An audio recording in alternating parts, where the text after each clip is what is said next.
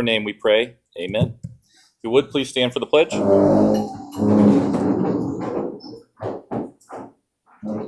I pledge allegiance to the flag of the United States of America and to the republic for which it stands, one nation, under God, indivisible, with liberty and justice for all. Okay, and the four-way test. Is it the truth? Is it fair to all concerned? Will it build goodwill and better friendships? Will it be beneficial for all concerned? All right, you may be seated. All right, any happy dollars today? Rob? So we started a weekly digital newspaper for the city of Louisville and Louisville. It is going to be something that's going to come out weekly. It will be subscription service based. I have to pay for my time. I'm trying to get help, but it's going to come out weekly. It's going to have as much news as I can be provided within the Louisville and Nimishillen Township community. It's going to have available classifieds. It'll have obituaries that I'm getting from obviously Siren, Packaway, and all that. And anytime you get something, the Rotary is included in that. Anytime if you see something and maybe you haven't seen it, please don't hesitate to let me know, because I'm a one-man band, so I'm trying to do the best I can. But it's essentially just like reading a book on your computer. It'll be put out weekly, and it's every week, 52 weeks a year. So I'm excited to basically announce to the world, and it's live. Brock has seen it, and he said it was okay. It looks great. It's at www.spotlightmedia or digitalspotlightmedia.com. And so you can go there, or if you have social medias, you can go to any of my socials, and the QR code or the website is there. You can go in and pick it up. And we do monthly and yearly. So I'm excited. Wish me luck. And I know I'll never ever be able to replace the Herald, but I'm going to do my best effort.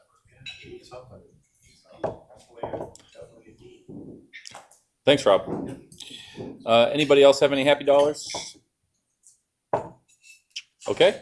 And it looks like Mark's not here tonight, so Kathy said she was going to do a song for us. No? Okay. All right, no song tonight. Any guests with us tonight? Yes? We've got, I guess, Joe, I can't remember his last name. Second meeting, Joe. Welcome back. Any other guests?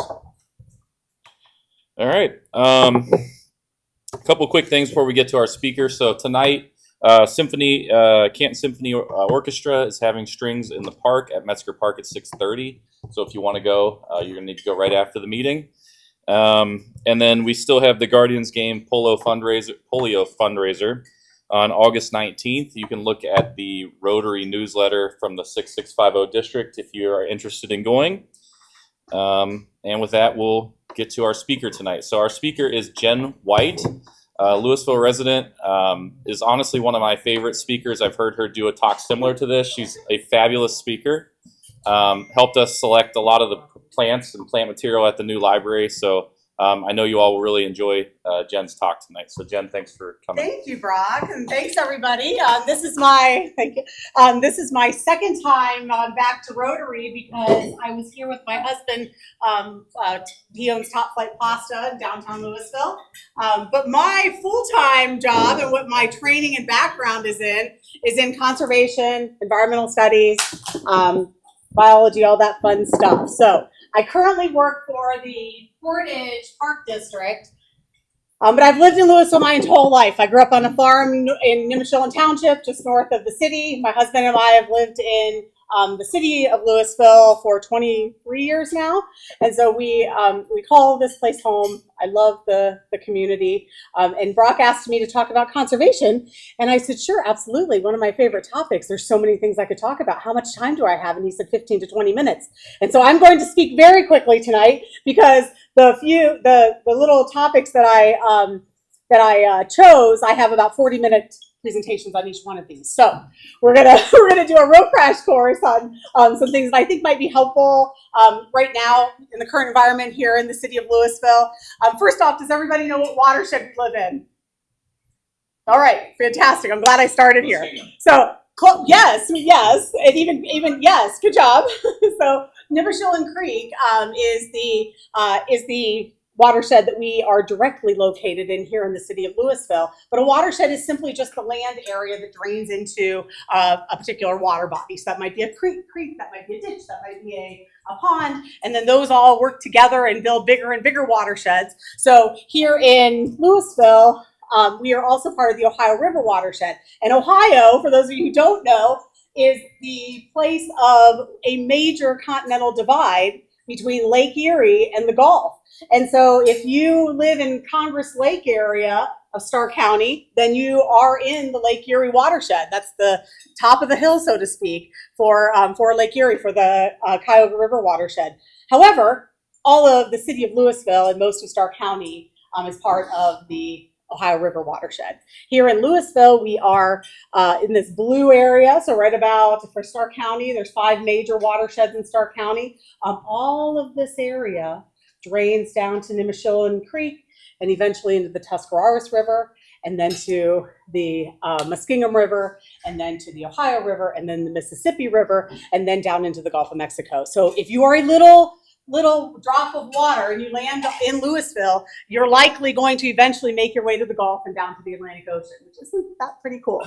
Which also means we're near the top of the watershed, which from a conservation standpoint means that we have a little less, we are kind of dependent on the drainage of other areas before our water is able to access that route. And we're at the top of the watershed, which I think means we have more responsibility to be conservation minded and to be doing things in our own communities and in our own yards to be able to improve our water quality, improve our air quality, improve the habitats that we have here. So this first part is just talking about water and what we can do. So having grown up in 44641, I know that the city of Louisville floods. And as we've increased in that watershed, if you look back here, as more development has happened upstream, we are limited, and our city officials are limited with what they can do from what's coming down into our city. However, imagine if all of us within the city limits tried to do some things to slow down and let the water filter down into the ground so it doesn't rush so quickly down to Main Street. And it really does make a difference. So this is one of my 3 rain gardens at my house. My first one I put in about 20 some years ago when I was working for the Soil and Water Conservation District in Portage County, and I wanted to try it out because I was teaching about it, and I don't do things that I don't before I tell other people to do them. And so they work like a charm. It's basically just a little speed bump. It is not a pond. It's just using native plants that allow the water to slow down, filter into the ground, and within 2 to 3 days, my rain gardens are dry. This is what it looks like when it's not brand new. You wouldn't even know that it's functioning. So, can you do some things in your yard to put speed bumps in? So a rain barrel is an example of a speed bump. You're collecting water from the downspouts.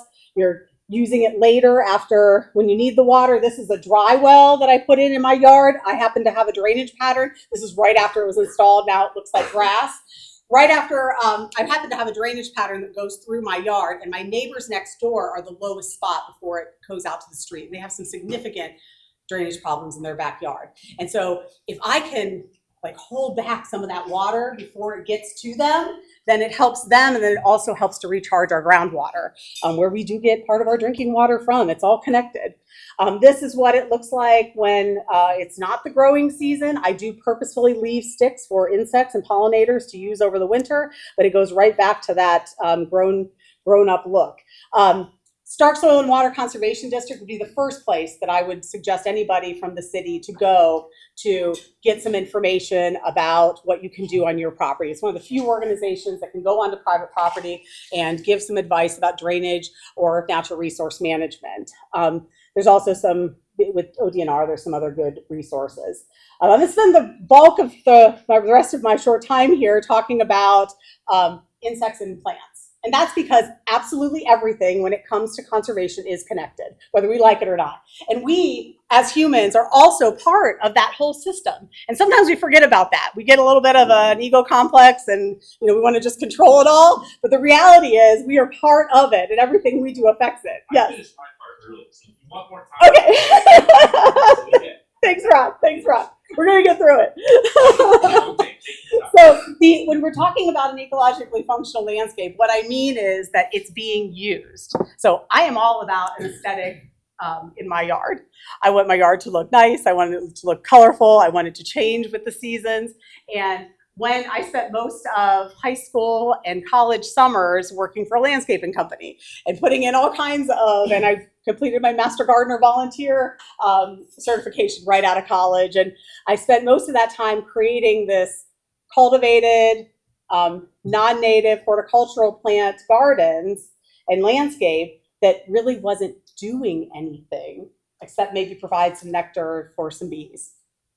And so and it's funny too, because this is what I have studied, and yet in the early 2000s, we were just starting to be like, oh, duh, we could use all of these things in our natural areas that we're managing. We can use those same plants in our landscapes, and then we're providing some function. We're providing some ecological cover. We're providing some water quality benefits, because all of these plants that you're going to see in some of these photos are plants that have very deep roots. They can survive drought. They can survive heavy wet periods of time, and they are already adapted to Northeast Ohio. So they can handle our crappy clay soils.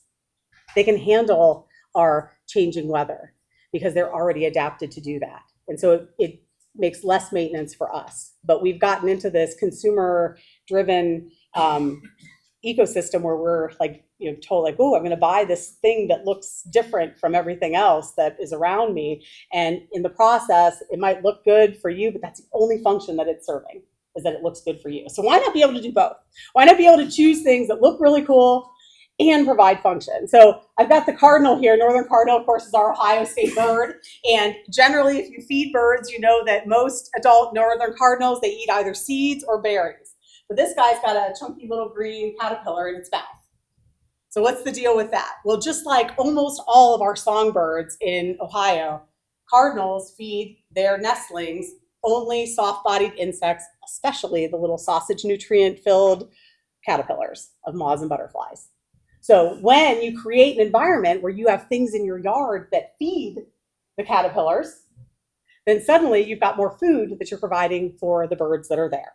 So it's just a really neat way to be able to make an immediate impact from a conservation standpoint in our community. Down at the bottom here, do I have any insect lovers in the room?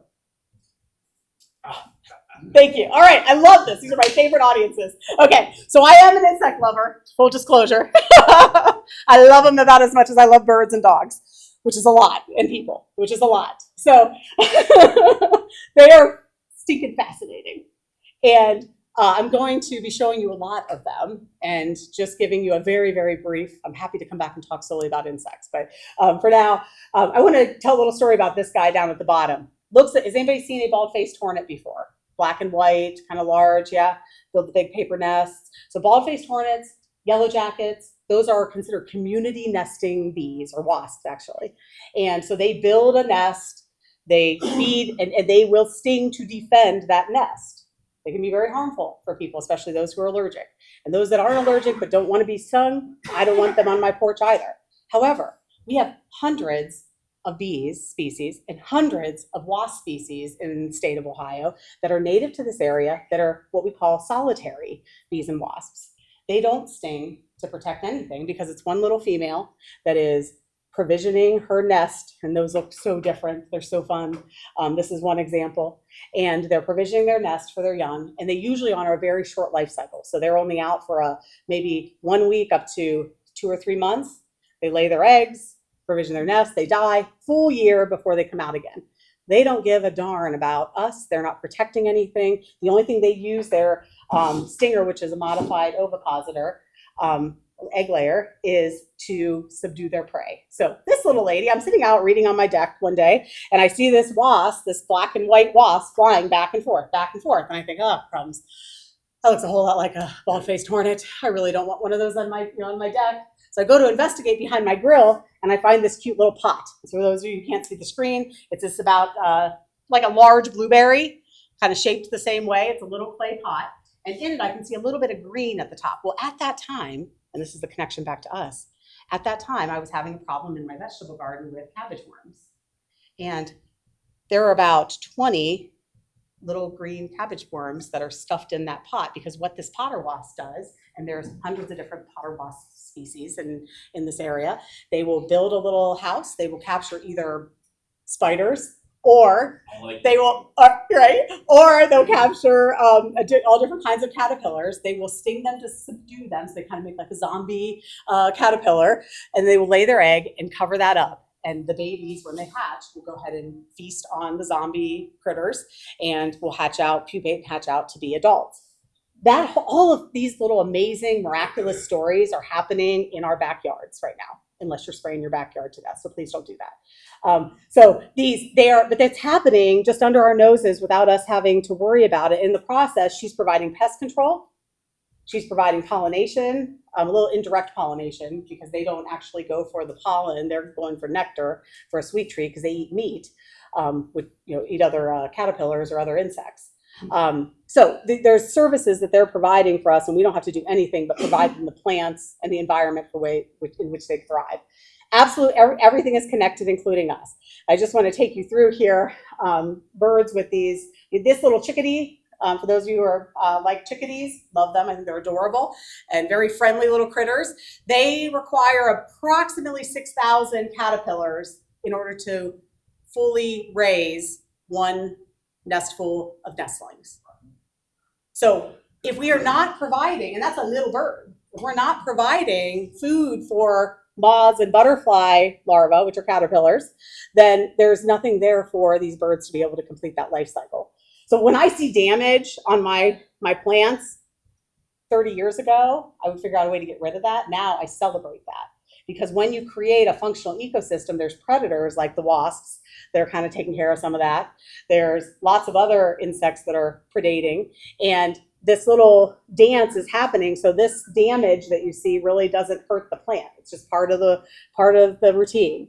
Now you might see damage caused by something like a little leafcutter bee. Another amazing little solitary mama that's just provisioning her nest. And if you have ever seen the giant bumblebees in the spring, some of you may have, usually in September, we start to see I see a lot of stuff going around on social media about leaving the leaves. This is one of the reasons, is because our queen bumblebees, she's fertilized at the end of the season. Everybody else dies except the queens. The queens go and find a place to overwinter. And then they're the first ones we see out, and they look like just the biggest bumblebees you've ever seen. And all her job is to find a place to nest, lay her eggs so she can have, and she has all daughters until the end of the year. And they do fantastic pollination. Now you can pollinate tomatoes without the help of pollinators, but boy, they're so much better when you get their help. And the other things in my garden are so much better when I've got that buzz pollination from a bumblebee. So the reason I bring up insects, whether people like to hear about insects or not, is that insects are the base of our food chain. They're co-evolved to work with our native plants, them, to use them, and then to transfer those nutrients to things like birds and other animals. And so when we look at all of the life on planet Earth, there are more insects than everything else combined. And yet, a study that came out in 2018 showed a tremendous decline in our insect populations. And frankly, a lot of that's because of us.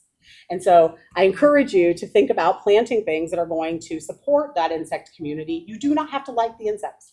You do not have to love them like I do. All I'm asking is that you use our beautiful God-given human brains to learn a new thought and make a decision that's different because you understand the value that they provide. You don't have to, hang with them and take pictures of them like I do. So these are keystone species groups. Yeah. Oh, spiders.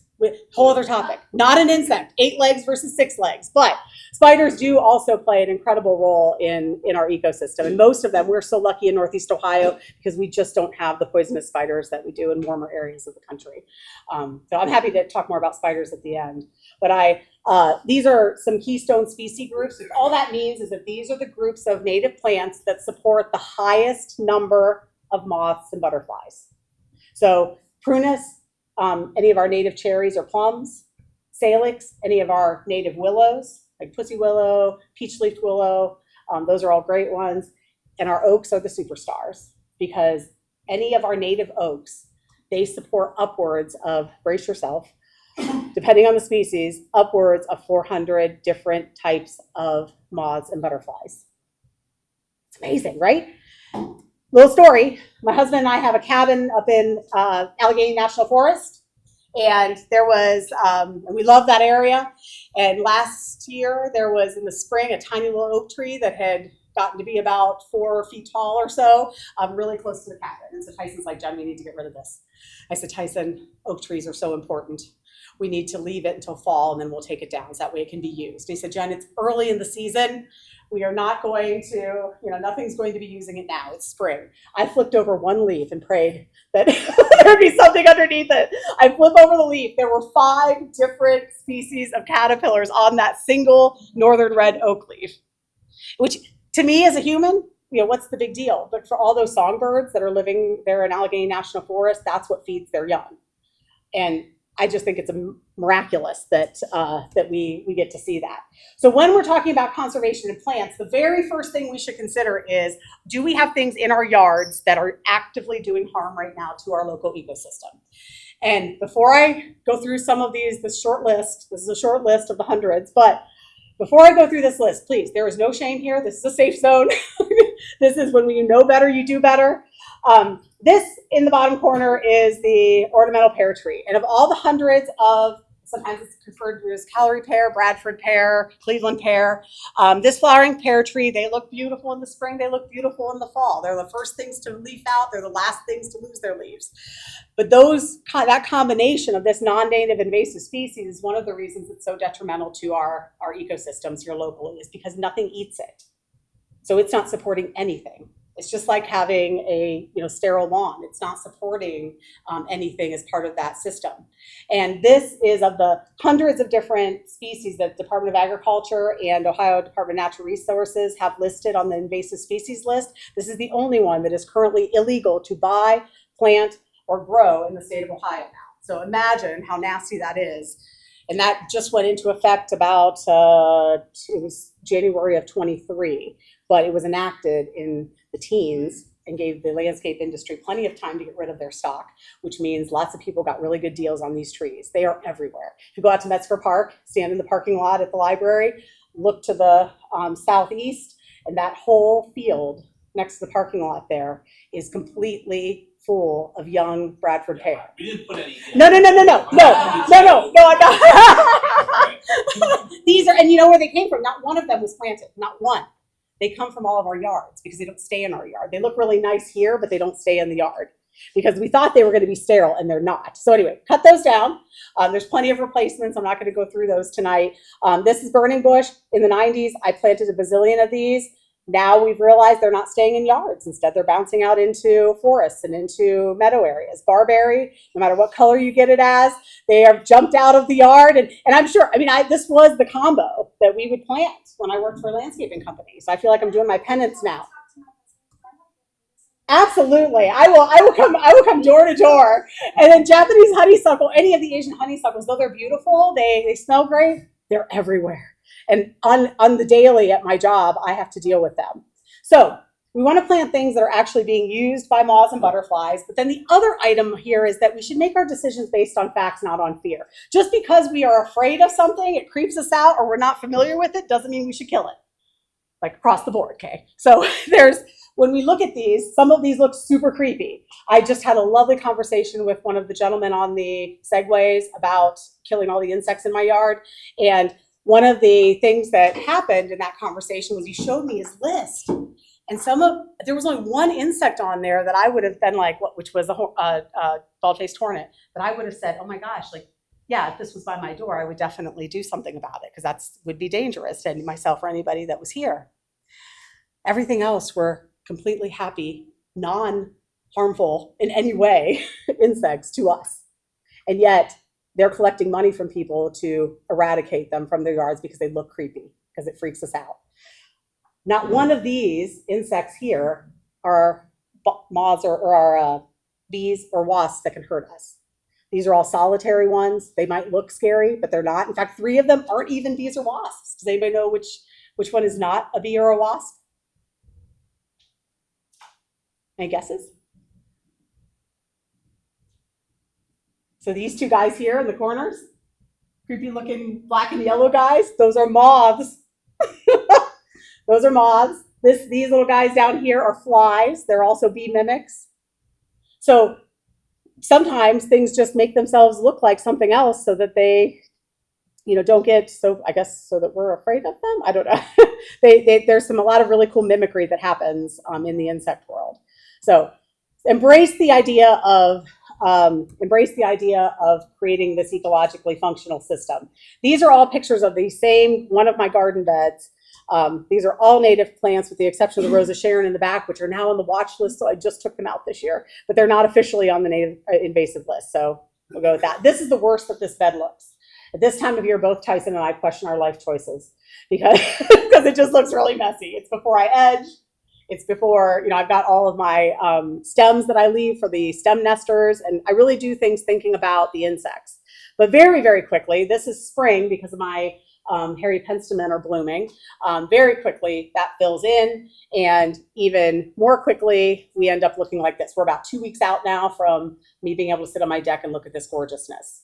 All native plants that you see there, with the exception of the Rosa Sharon. And I want to give a shout out to, not just to Brock, but to everybody that was involved in the library project. Every plant that you see planted around the new library is a native plant. And that was a choice. I always tear up a little bit, so I might lose.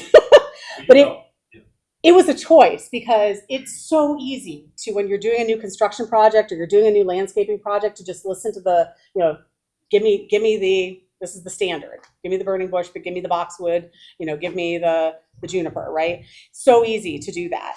And yet, when you stop by the library, it looks a whole lot like traditional landscaping, except all of these plants are being eaten by something. And all of these plants are supporting our local ecosystem. There's see one of the peace poles in there?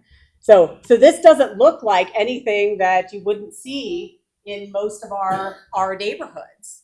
And yet this is a functional, an ecologically functional landscape. Homegrown National Park, if you've never heard of it, it's a really cool organization. It was started by Doug Talamy, who's an entomology professor, retired from Delaware State University. I've got a couple of his books over there to look at if you're interested. And he teamed up to put this out here. It's basically the idea that if we all did something in our yards to support native wildlife and insects, then that would add up to bigger than a national park.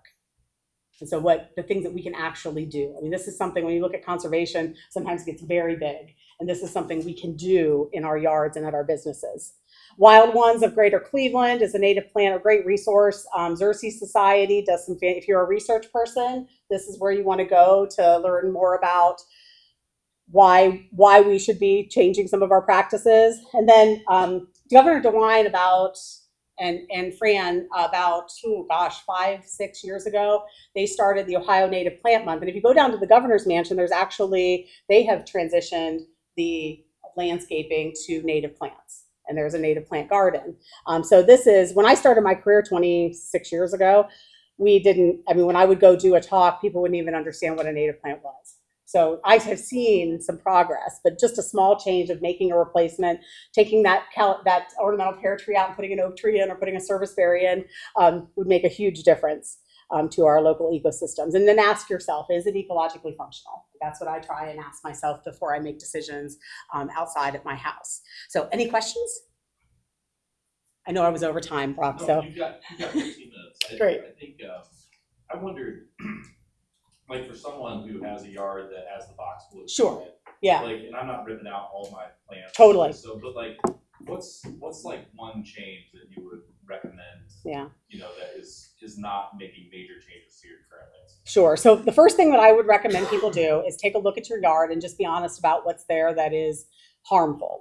So there is an invasive species list, because there's a difference between a non-native plant, like a cultivated horticultural plant, versus an ornamental plant versus a non-native invasive. And so if it's on that list, then I would make a mental note. And some of those, if it's a tree, that's a bigger ask, right? And so I would look at, first I would just see what I've got and what I know I need to replace because it's actively doing harm to our local environment. And then I would look at what's the easiest place to start. So maybe it is adjusting one of your perennial plants. Like, we're not taking a tree out, but we're taking out one of these, like a Japanese honeysuckle vine. Replace it, if you love honeysuckle, replace it with the coral vine, which is a native honeysuckle vine. Replace it with any number of really cool native vines if you're looking for a vine. So start small with something that makes sense for you. If, let's say, you're looking at your yard and you don't have anything that's on the big list, right? You just have a whole bunch of stuff that isn't providing function. Then I would go to one of those organization sites or reach out to Soil and Water or reach out to me. I'm happy to help, and look for, say, okay, I'd like to do more. What can I plant here? What would make sense here?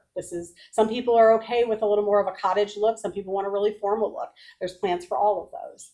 And so just making, and for my yard, it was heavily planted, like the amount of money that I spent, planting it with lots of different ornamental plants.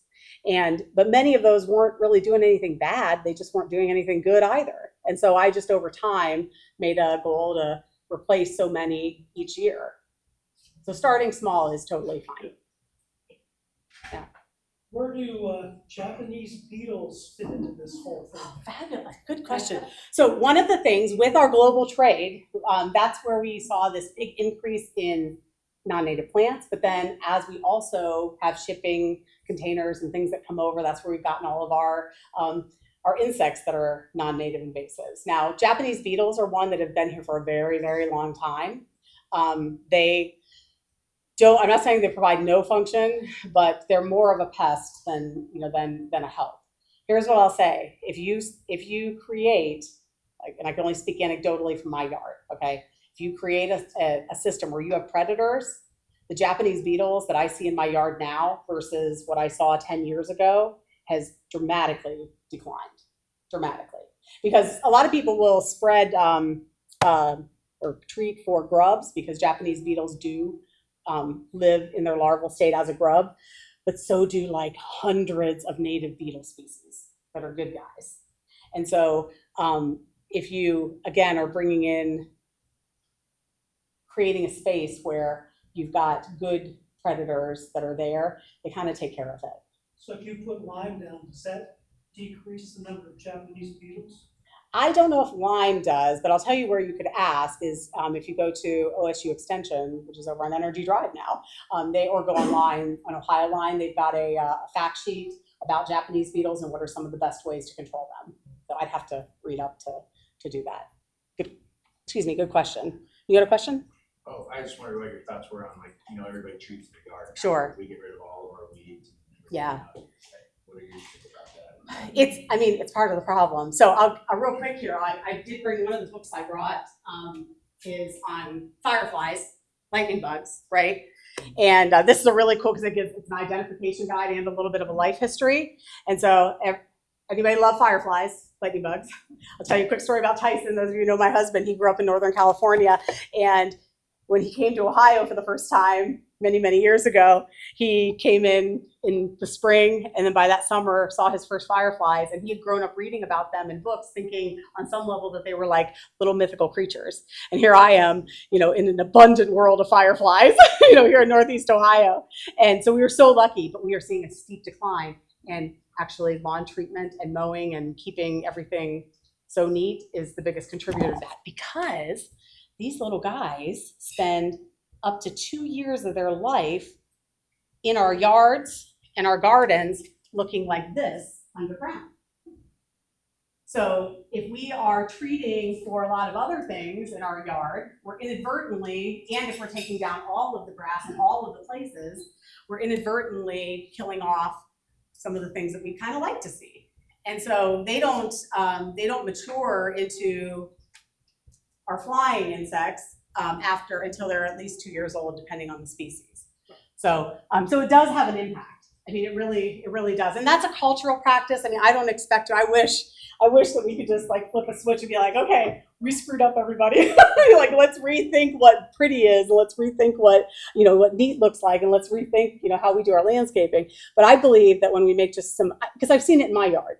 We used to treat our yard, and I see the massive increase in biodiversity in the last 10 to 15 years, just by starting to swap out our cultivars with native plants, stop using pesticides, stop using fertilizer. I've got a whole lot of clover in my yard that I didn't plant. In the early spring, some of my neighbors in my suburban neighborhood probably dislike it, but we do have dandelions, but then they get out competed very quickly. I mean, my husband definitely doesn't love the dandelions, but they're gone pretty fast. And the bonus, the cost benefit of being able to provide this system, and be able to see all the diversity really outweighs, in my book, putting up with some spring dandelions. But spot treatment, but an alternative to that would be to do spot treatments instead of full on. That would be a shift. There's a lot of we call it integrated pest management, that you can get ideas from OSU Extension on how to just minimize and make some adjustments. So these are just thoughts to consider as we're making our community a healthier place to live. So any other questions? I don't know if this is fear or just myth, but Sure. your rain garden and/or your rain barrel, is that nesting from mosquitoes? Great question. Oh, I'm so glad you brought mosquitoes up. I promise not to spend a whole bunch of time on mosquitoes. I am meeting with Andy on Monday. So rain barrels, it's really important if you use a rain barrel to have a screen on the where that enters. So that way the adults cannot lay their eggs in the rain barrel. For the rain garden, it drains down before they are able to complete their life cycle. So I don't want to assume that everybody knows the life cycle of mosquitoes. We have a few different species in Northern Ohio. Most of them take anywhere from 2 to 6 days to complete their life cycle. So when an adult female lays her eggs in the water, and they only need, some species will lay them in like the little, you have step 2 furniture or a bucket that has, it's upside down, there's a little rim there. That's normally where most of our mosquito challenges come from, are those little spots that collect water. So as long as you're emptying those every 3 days or so, you're going to break that cycle. So for the rain garden, there's 2 things at play there. Number one, it doesn't stay wet and standing water for long enough for them to complete their life cycle. And number 2, it attracts a whole lot of predators that actually do eat the other insects, and even bats and things like that, amphibians sometimes. Mine drains down fast enough that I don't even get frogs, unfortunately. But yeah, good question. That's a very good question. You were going to talk about spiders and how terrible they are. So Brock and I have had conversations about spiders before, and spiders were the last group of organisms that I embraced from a distance. So I do feel arachnophobia scarred me. I'm of the age where I watched that movie too young, and so I did harbor and still feel like I don't want to be surprised by one, but I really appreciate what they do. So spiders do a few different things. Number one, they eat a whole lot of insects. So they're part of that predator element that we're looking for. They eat mosquitoes, they eat gnats, they eat all kinds of things. Correct. Yes. Do you remember the 2? Yes. And the black widow isn't even close to us.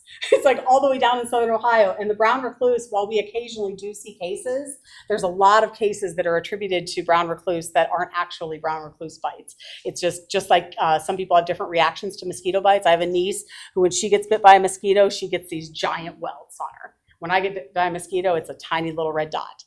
And so there are some people that have bigger reactions to bites. So we are not in a place where we're really have to worry about it. So they are pretty cool. They are pretty creepy too. And I acknowledge that. So what I recommend people like Brock do, if anybody else is a little spider wary, is to just keep your distance. Appreciate the fact that they're doing some good work over there, but don't go and interact. I don't. Thank you, Jen. All right. Appreciate it. Thanks, you guys. We have a mug for you. And I hope you take one thing away. That's all that I'm looking for. Just one thing. Thank you. Thank you. So every time I hear Jen talk, I always wish I was about half as smart as she is. And so I really do appreciate everything you have. Thanks for sorry. inviting me. We're gonna do Rotoball. So I think you're gonna do the drawing, Jen. I would love to. I've been considering joining Rotary, and so I need my. Wasn't gonna There's bring like that so up. many. There's so many things to know here. These are all like new terms. Pull a ticket out for us, This is the easy part, right? the easy part, All right. Do I get to read it too? please.